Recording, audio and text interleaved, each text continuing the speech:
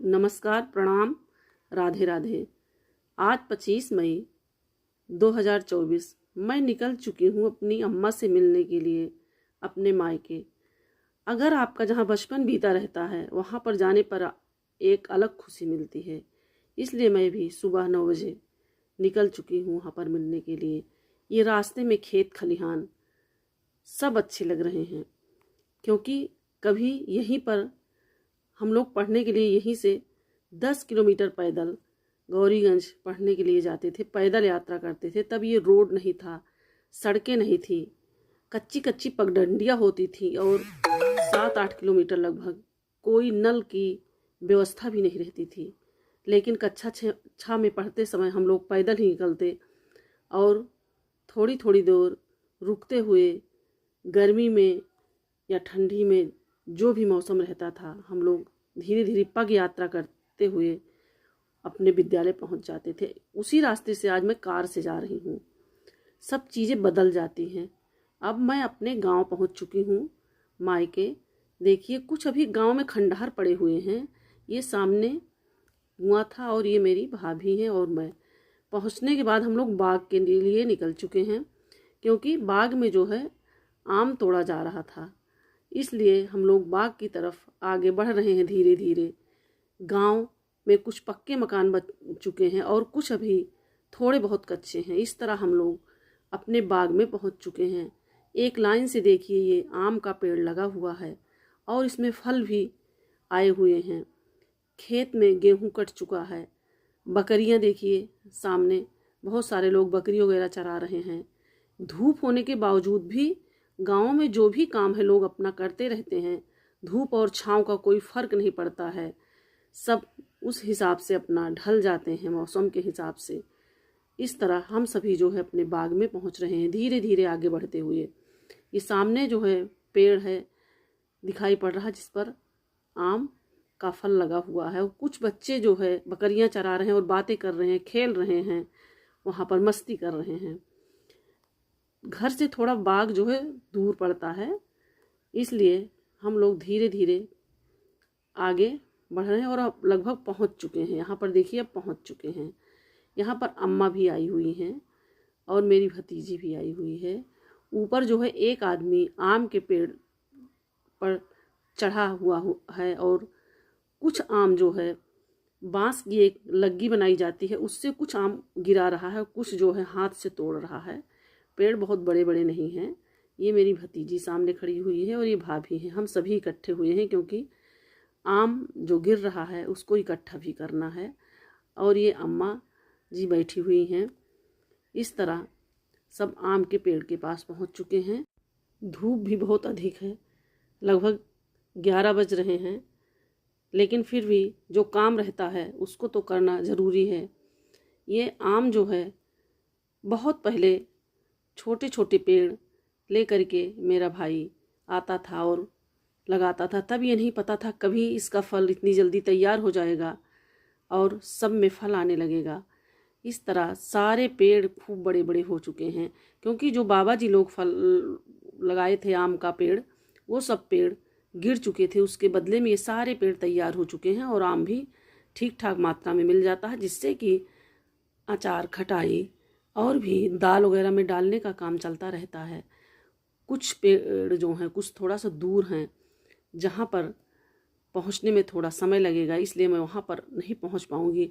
और आम का पेड़ जो है उसको रखवाली करने के लिए दिया गया है, क्योंकि घर से दूर होने की वजह से फल जो है काफ़ी लोग अपना तोड़ ले जाते थे, इसलिए एक लोगों को दिया गया है। वो भी अपना आधा आम लेंगे, उसके बाद आधा आम हम लोगों को मिलेगा, जिससे कि सभी को जो भी रिलेशन के हैं और भी गांव में भी जो भी होगा आम दिया जाएगा।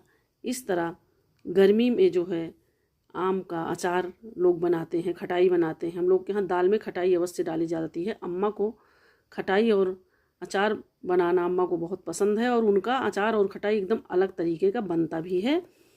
एक उम्र होने के बाद अनुभव भी बढ़ जाते हैं और हर चीज़ें अलग हो जाती हैं। आप लाख सोचिए, लेकिन आप अपने बाबा दादी के हिसाब से आप काम नहीं कर सकते हैं, क्योंकि उनके हर काम में एक अलग अलग चीज़ें होती हैं।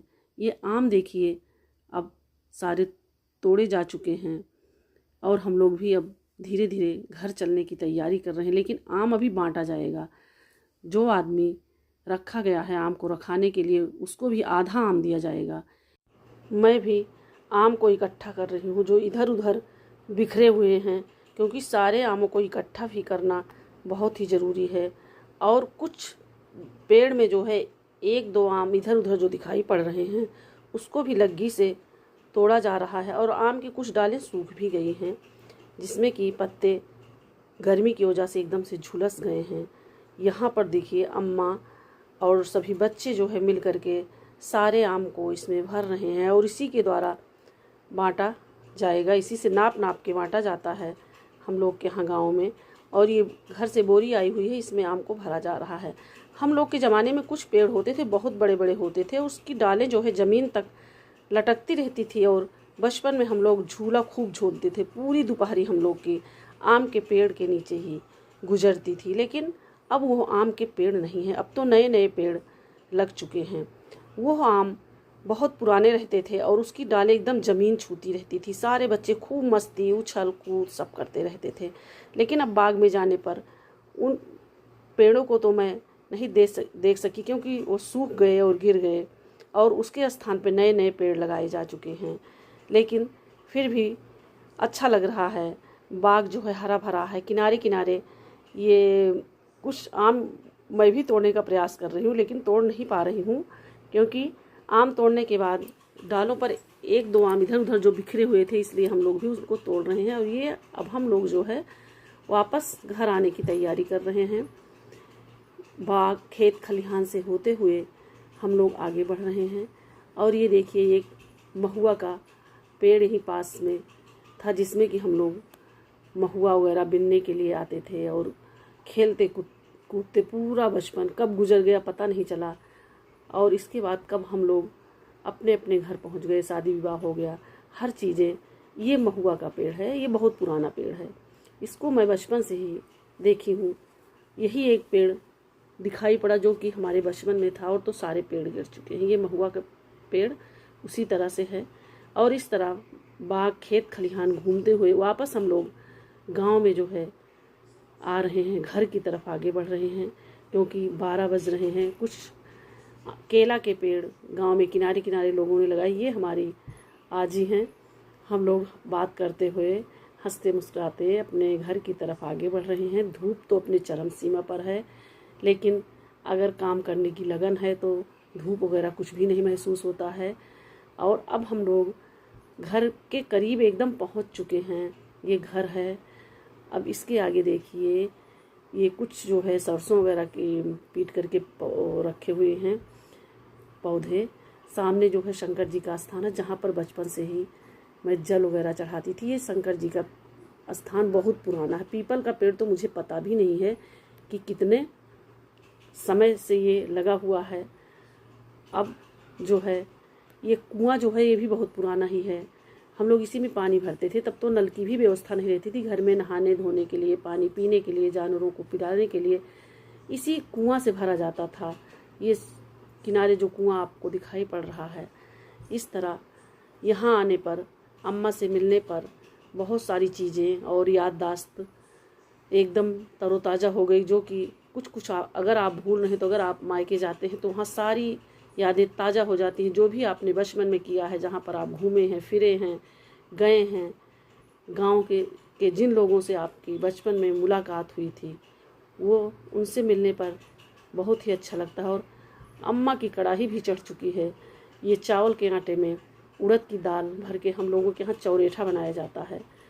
चावल का आटा अम्मा ने पिसवाया था और दाल वगैरह जो है इसमें भर के। अम्मा का चौरेठा एकदम अलग है, बेगज़ब है। इस तरह कोई भी नहीं बना सकता है। ये दाल है उड़द की दाल और ये चावल का आटा है। इस तरह जो है अम्मा को ये लगा कि अगर हम लोग इतने दिन बाद पहुँचे हैं तो घर में खाने पीने की व्यवस्था भी ठीक ठाक होनी चाहिए। और ये भाभी हैं, सब लोग मिलजुल करके हम लोगों ने काम किया और खाना पीना तैयार हुआ। सभी लोग साथ में खाना पीना खाए और अब वापस आने की तैयारी हो रही है। घर के पास में ये सदाबहार का फूल भी लगा हुआ है, जो कि बहुत ही सुंदर लग रहा है। इसको देख करके मेरा मन हुआ वीडियो बनाने का। और मेरी भतीजी और छोटी छोटी बच्चियाँ आम जो आया था वो काटा जा रहा है और ये बीज का जो इसमें जिबली होती है उसको निकाला जा रहा है, जिससे कि अचार बनाने के लिए इसको धो करके हम लोग धूप में सुखा लेंगे। उसके बाद अचार बनाया जाएगा। ये देखिए आम को चीरा जा रहा है, सब लोग इकट्ठे होकर काम कर रहे हैं। इस तरह जो है कुछ हम लोग खटाई इसमें बनाएंगे और कुछ अचार बनाया जाएगा। सभी रिश्तेदारों को अम्मा अपना देंगी। इस तरह हमारी ये यात्रा पूरी हुई। धन्यवाद।